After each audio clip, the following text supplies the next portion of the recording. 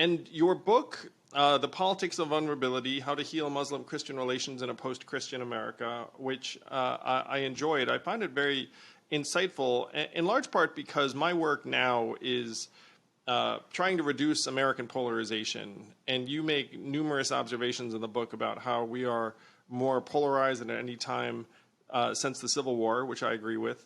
And you've been working in these spaces. You've actually walked into rooms and kind of been like this living emblem of trying to bridge these divides yourself. And you have a number of harrowing stories in your book about those rooms. I mean, I do, and I'd be curious to hear some of your stories as well. I think it's a topic that this idea of depolarization and not realizing that ultimately there isn't inherent sort of moral value to polarization, which I think is actually the way I think, unfortunately, a lot of Americans have come to think about it. That this isn't, polarization is good and right because we have to oppose those bad guys. We Right? have Not to as defeat, the bad guys, whoever the bad guys are. Yeah, and defeat being the key word there. Like it's not about any way of talking through things or kind of trying to find compromise solutions or solutions of any sort.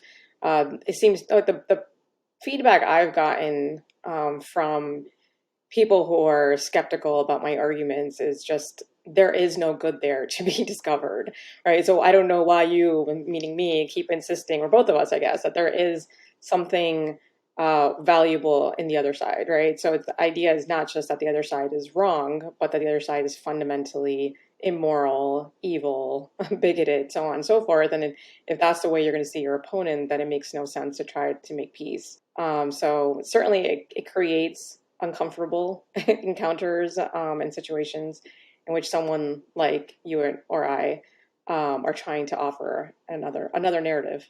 Well, I've been all over the country, and there are good people, certainly of any party, of any faith, of any community. I mean, I'd be hard pressed to imagine a town where you couldn't find someone awesome. Like there's someone awesome in that town, probably, almost certainly. Yeah, and I think there's a realization among probably the people you're working with and others that I've worked with that this is just really bad for everyone. Yeah, it's bad for um, everyone. yeah, I mean, the thing that you value the most is being threatened by the state of polarization, right? And again, the part of it that I look at again is religion and religious liberty, which is something that's very important to lots of people. And so I kind of started thinking about that. I was like, I'm working on this issue.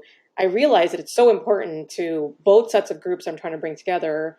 So how about I kind of just sort of explore how this particular issue can be the thing that kind of makes it clear to both sides that it's worth working together, because if you don't, ultimately both sides, all sides, will lose robust religious freedom protections. So that's what I identified. So your book talks about the fact that white evangelical Christians feel themselves to be something of an aggrieved group. They're diminishing in number. They feel themselves to be diminishing in terms of cultural importance. And then that sense of aggrievement can lead them to feel victimized in a particular way and marginalized, and then they lash out or can be incited or inflamed by ideas that blame their sense of diminution on another group. And then you make similar cases about other groups, including Muslim Americans, where it's like, look, there are very real elements of marginalization. And so the problem is that you have this tribalism, which, by the way, I thought was very vulnerable of you to characterize the politics of vulnerability, because most people on a particular team are not very apt to characterize the other side's feelings of marginalization as legitimate.